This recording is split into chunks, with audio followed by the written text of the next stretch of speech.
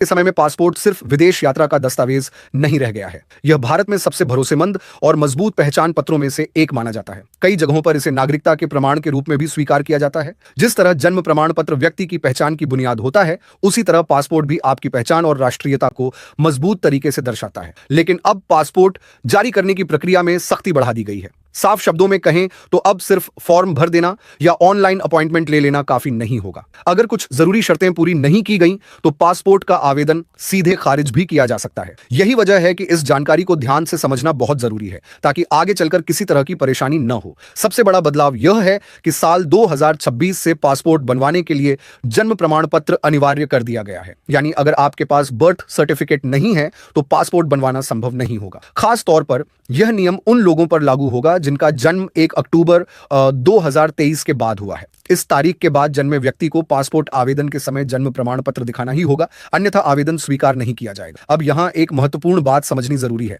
आज भी देश में जन्म प्रमाण पत्र बनवाने को लेकर लोगों को काफी कठिनाइयों का सामना करना पड़ता है। अगर आपकी उम्र 18 से 25 साल के बीच है तो आमतौर पर स्कूल रिकॉर्ड, अस्पताल का डेटा या अन्य दस्तावेज आसानी से मिल जाते हैं, जिससे प्रक्रिया सरल हो जाती है। लेकिन जिन लोगों की उम्र 40, 50 या उससे ज्यादा है, उनके लिए जन्म प्रमाण पत्र बनवाना आज भी चुनौती बना हुआ है। पुराने समय में अस्पतालों या सरकारी संस्थानों में रिकॉर्ड ठीक तरह से सुरक्षित नहीं रखे जाते थे। अब इतने साल बाद उन दस्तावेजों को ढूंढना बेहद मुश्किल हो जाता है। इसी कारण ऐसे लोगों के लिए पासपोर्ट हमेशा से एक मजबूत पहचान दस्तावेज माना जाता रहा है, क्योंकि इसकी प्रक्रिया में पुलिस सत्यापन और सरकारी जांच शामिल होती है। अब दूसरे बड़े बदलाव की बात करते हैं। नए नियम के अनुसार पासपोर्ट पर अब माता पिता का नाम और पूरा घर का पता प्रिंट नहीं किया जाएगा। पहले पासपोर्ट के अंदर माता पिता का नाम लिखा होता था और अंतिम पेज पर पूरा एड्रेस दर्ज रहता था, लेकिन अब यह जानकारी पासपोर्ट पर दिखाई नहीं देगी। यह फैसला व्यक्तिगत जानकारी की सुरक्षा को ध्यान में रखते हुए लिया गया। सुप्रीम कोर्ट के अनुसार निजी डेटा की सुरक्षा आज के समय में बेहद जरूरी है, ताकि किसी भी तरह के फ्रॉड या दुरुपयोग से बचा जा सके। तीसरा बड़ा बदलाव तकनीक से जुड़ा हुआ है। अब जितने भी नए पासपोर्ट जारी होंगे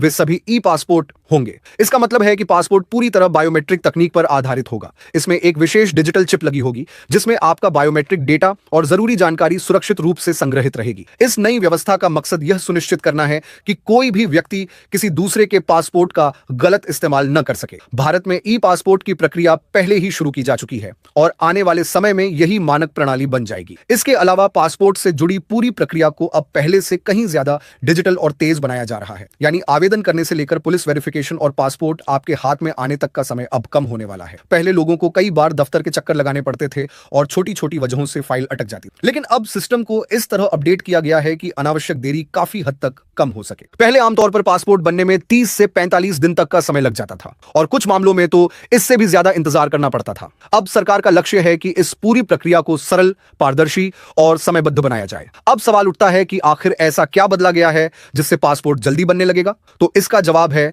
सबसे बड़ा बदलाव पासपोर्ट आवेदन फॉर्म में किया गया है। अब फॉर्म पहले से ज्यादा स्मार्ट और टेक्नोलॉजी आधारित हो गया है। यदि आप आवेदन करते समय कोई भी जानकारी गलत दर्ज करते हैं तो सिस्टम तुरंत आपको चेतावनी दे देगा। अगर आप पासपोर्ट बनवाने जाएं और अचानक आपको बताया जाए कि आपके सारे डॉक्यूमेंट में नाम और जन्म तिथि बिल्कुल एक जैसी नहीं है और अगर स्पेलिंग में छोटी सी भी गलती हुई तो आपका पासपोर्ट अटक सकता है।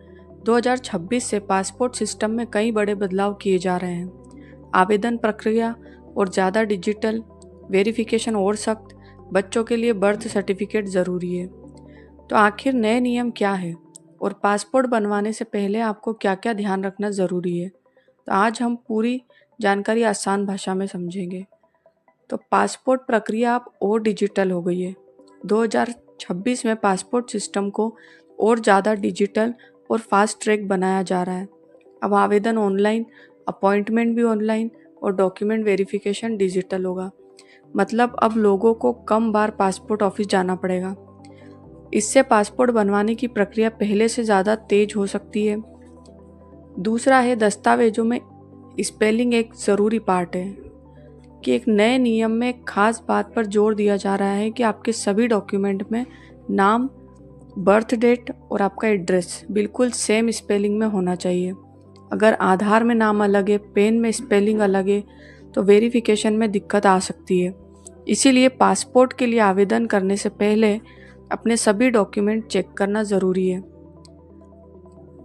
तीसरा पॉइंट है कि कम डॉक्यूमेंट में वेरिफिकेशन। एक अच्छी खबर भी है कि अब पासपोर्ट बनवाने के लिए पहले जितने डॉक्यूमेंट नहीं मांगे जाएंगे। वेरिफिकेशन प्रोसेस को सरल, बनाने की कोशिश की जा रही है। कई मामलों में सिर्फ बेसिक आइडेंटिटी प्रूफ और एड्रेस प्रूफ से कम काम हो सकता है। फोर्थ है कि बच्चों के लिए नया नियम है कि अगर बच्चा 1 अक्टूबर 2023 के बाद पैदा हुआ है तो उसके पासपोर्ट के लिए बर्थ सर्टिफिकेट ज़रूरी होगा। बिना जन्म प्रमाण पत्र के पासपोर्ट बनाना मुश्किल हो सकता है, इसीलिए पेरेंट्स को बच्चों का बर्थ सर्टिफिकेट ज़रूर बनवाना चाहिए। फिफ्थ है कि नए पासपोर्ट सेवा केंद्र। सरकार छोटे शहरों और ग्रामीण इलाकों में ज़्यादा पासपोर्ट सेवा केंद्र खोलने की योजना बना रही है। इससे लोगों को दूर बड़े शहरों में जाने की ज़रूरत नहीं होगी। अब पासपोर्ट सेवा छोटे शहरों तक पहुंचने की कोशिश की जा रही है। फीस की छूट। कुछ रिपोर्ट्स के अनुसार फ्रेश पासपोर्ट के लिए करीब 10% तक फीस छूट का प्रावधान भी किया जा रहा है। इससे नए एप्लीकेंट को थोड़ी आर्थिक राहत मिल सकती है। तो 2026 में पासपोर्ट सिस्टम में कई बड़े बदलाव देखने को मिल सकते हैं कि ज़्यादा डिजिटल प्रोसेस, डॉक्यूमेंट में कंसिस्टेंसी और बर्थ सर्टिफिकेट सबसे ज़रूरी है। इसके बिना आप पासपोर्ट नहीं बनवा सकते हो। छोटे शहरों में नए पीएसके। इसीलिए अगर आप पासपोर्ट बनवाने की सोच रहे हैं तो अभी सभी डॉक्यूमेंट पहले ही तैयार रखें। और आपको जानकारी के लिए लाइक करें, सब्सक्राइब करें और कमेंट में बताएं कि आप पासपोर्ट के लिए अप्लाई कर रहे हैं या नहीं।